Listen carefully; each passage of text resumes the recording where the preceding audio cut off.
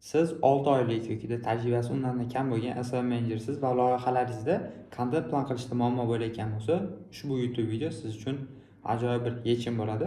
Ushbu video oxirida siz qanday qilib million prosmotr uradigan va yaxshigina obunachi olib keladigan kontent plan qilishda o'rganib olasiz. Ismim Muhammad Ali, o'zim 3 yildan beri SMM va marketing yo'nalishida ishlayman. Ekraningizda o'zim tanishtirib beraman. Bu men.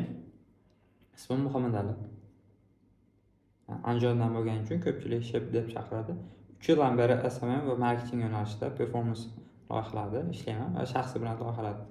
Eng katta ishlagan joyim bu Abba marketing bo'lgan. Undan keyin Azaka Kaparovda shaxsiy brendida va zapuslarda SMM menejer bo'lib, SMM ga oid menejmentdagi ishlarni qilganman va hozirda Hasan aka Mamasayevda shaxsiy brendida content maker assistant va loyihada project manager bo'lib ishlayman. Bundan da ko'p loyihalarda ishlaganman va hozirgacha ishlab kelaman. Bu men haqimda qisqacha ma'lumot. Instagram sahifamda bundan da ko'p ma'lumotlar olsanglar bo'ladi va sizlar uchun ajoyib bo'lgan foydali videolarni Instagram sahifamda berib boraman. Keyin mavzuga qaytamiz. Qanday qilib SMM loyihangizga tugamas ideya qilishda yo'llarni ko'rib chiqamiz. Birinchi bo'lib o'zi muammo nimada? Siz loyihani yaxshi tushunmasligingizda yoki rubrikalardan to'g'ri foydalanmasligingizda. Mavzudan tashqari bitta narsa aytaman. Agarda siz loyihada 5 oy 6 oydan beri ishlayotgan bo'lsangiz, katta ehtimol bilan sizda kontentga ideya qolmagan. Hamma narsani test qilib ko'rgansiz, uni qilgansiz, buni qilgansiz, har bitta narsani test qilib ko'rgansiz va bu yerda sizda misol ideya yetishmaydi. Bunaqa holatda siz ikkita yo'l tutishingiz bo'ladi. Birinchisi, agarda loyihada zo'r natija qilgan bo'lsangiz, zo'r rezultatlar bo'lgan bo'lsa, obunachi yaxshigina kelgan bo'lsa yoki shu kontent orqali sotuvlarga qandaydir qisman bo'lsa ham ta'sir qilgan bo'lsangiz, xuddi shu keysingiz upakovka qilingda targibga olib chiqib, o'zingiz yangi loyihalar olishni boshlang va bu loyihaga o'zingizga SMM menejer yoki assistent olingda, bu loyihaga qo'ying va u kontentga javob bersin yoki content maker qo'ying. Ya'ni o'zingiz komanda qilib xodim oling. Agarda loyihada yaxshi rezultat qila olmagan bo'lsangiz, bu videoda men sizga yechim berib o'tib ketaman. Xo'p, qani unda boshladik. Birinchi bo'lib biz rubrikalarga bo'lib olishimiz kerak. Rubrika deganda nima? Videolarning formati. Xo'p, keling birinchisidan boshlaymiz. Misol uchun savol-javob. Xo'p, bizda ekspert kim? Ekspert. Misol uchun ingliz ustoz. Ingliz ustoz. Misol uchun birinchi rubrikamiz. Savol-javob. Bunga biz примерно 6 tacha ideya yozsak bo'ladi. 6 tacha reels ideyasi misol uchun deylik. Savol-javob rubrika. 1. Xo'p. Bu yerda ikki xil format qilsak bo'ladi. Siz ham ekspert ham kameraga tushsanglar bo'ladi yoki siz kameraning orqasida o'tirasizda, kamera qarshisiga shu ekspertiz o'tiradi, siz orqadan savol berib turasiz. Misol uchun deylik. Savol. Hop. Intermediate leveldan IELTS 7 gacha necha soat o'qish kerak?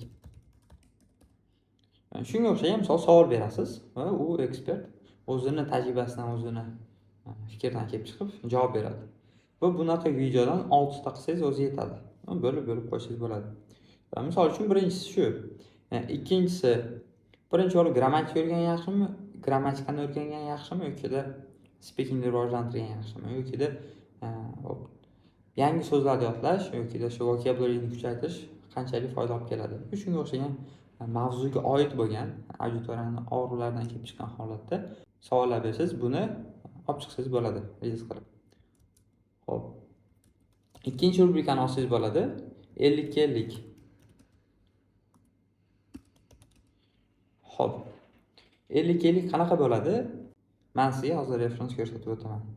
Bu ekspertimizni oladigan bo'lsak, pastda bir odam, tepada bir odam. Agarda sizda faqat ekspertiz o'zi tushadigan bo'lsa, videolarga pastda ham o'zi, tepada ham o'zi. Xo'p. Bunda nima gapirsa bo'ladi? Misol uchun. Xo'p. Bu yoqda ham, bu rubrikada ham 6 ta reels olib chiqsangiz bo'ladi. Ya'ni 6 ta reels mavzu qilsangiz, o'zi sizda 6 dona video tayyor. Hop, bu yoqda misol pastki qismida bo'lishi mumkin. Videoning pastki qismida noto'g'ri talaffuz, tepada to'g'ri talaffuz. Hamma biladigan, hamma noto'g'ri talaffuz qiladigan, lekin buni to'g'ri deb o'ylaydigan misol uchun olamiz. Apple so'zini olsak, noto'g'ri talaffuz Apple, to'g'ri talaffuz Apple. Misol uchun misol qilib oldim. Buni endi mavzudan kelib chiqib, loyihadan kelib chiqib qilsangiz bo'ladi. Ya'ni pastda hamma to'g'ri deb biladi, lekin u o'zi aslida noto'g'ri. Tepada xuddi shuni to'g'risi. Shunga o'xshagan kontentlar qiziq. Yoki IELTS 5.5 bilan IELTS 7.5 ga javoblar. Misol uchun olasiz. IELTS speaking part 1. Do you like reading degan misol uchun deylik, savolni oldingiz. Pastda 5.5 ga yarasha javob, tepada 7.5 ga yarasha javob. Xo'p, 3-rubrikamiz bizda razbor formati bo'ladi. Razbor. Misol uchun olamiz.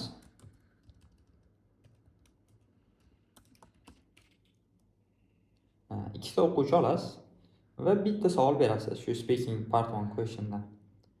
5.5 ga yarasha, 7.5 ga yarasha javoblarni eshitamiz, analiz qilib beriladi. Ya'ni razbor. Nimaga bu 5.5, nimaga bu 7.5? Ikkinchisida essay yozsangiz bo'ladi. Misol uchun essay olasiz, introduction qismini. Ikkita essay olasiz. Birinchisi 5.5 ga, ikkinchisi 7.5 ga moslab yozilgan. Nimaga bu 5.5 ga, nimaga bu 7.5 ga mos kelgani, nimaga bu 7.5 ga to'g'ri kelishini siz tushuntirib berishingiz kerak. Shuna qilib razbordan 6 ta hisob chiqsangiz bo'ladi.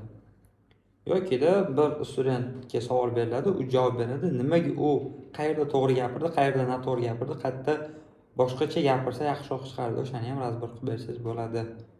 Xo'p, 4-rubrika bizda ha yo'q. Ha yo'q. Ha yo'q. Misol uchun deylik. Ha yo'q yoki-da tavsiya beraman. Tavsiya bermayman. Misol uchun deylik, boyga anaqaga. Xo'p, listening dan 8 olishimga olish uchun kino ko'rsam foyda beradimi? Yo'q. Pastda misol uchun montaj, pastda misol ikkita turadi. Ha, yo'q. Aytasiz. Yordam beradimi IELTS ga 8 olishimga inglizcha kino ko'rishim listeningdan? Yo'q, yordam bermaydi. Sababi qisqa qilib sababini tushuntirib ketadi. Yoki-da hop, speakingda rivojlantirish uchun yangi so'zlar yodlaganim yaxshimi? Tavsiya beraman, tavsiya bermayman. Yo'q, tavsiya bermayman, sababi bunaqa. Yoki-da ha, tavsiya beraman, sababi bunaqa. Shunga o'xshagan misol savol-javoblar. 5-inchisi bu shaxsiyatni ochib berish. Shaxsiyatni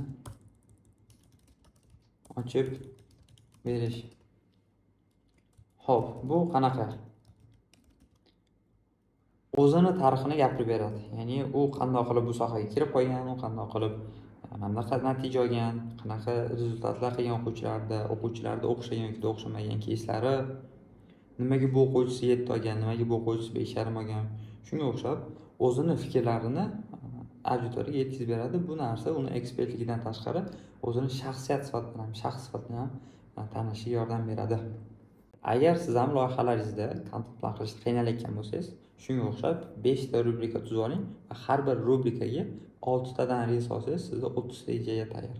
Keyingisida rubrikani sonini ko'paytirasiz yoki-da xuddi shu rubrikalardan yana qayta reys olsangiz bo'ladi.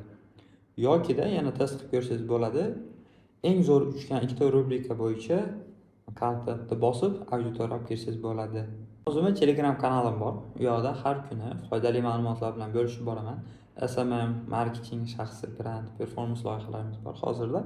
Bu kanalga qo'shilish uchun описание qismida link bor. Kommentariy qo'yib qo'yganman. O'sha linkdan o'tib Telegram kanalimga o'tib olsangiz bo'ladi. U yoqda har kuni foydali ma'lumotlar bilan bo'lishib boraman. YouTube kanalimda ham foydali ma'lumotlar bor. YouTube, Instagram sahifalarimga obuna bo'lib qo'ysangiz xursand bo'laman. Keyingi videolarda ko'rishguncha salomat bo'ling.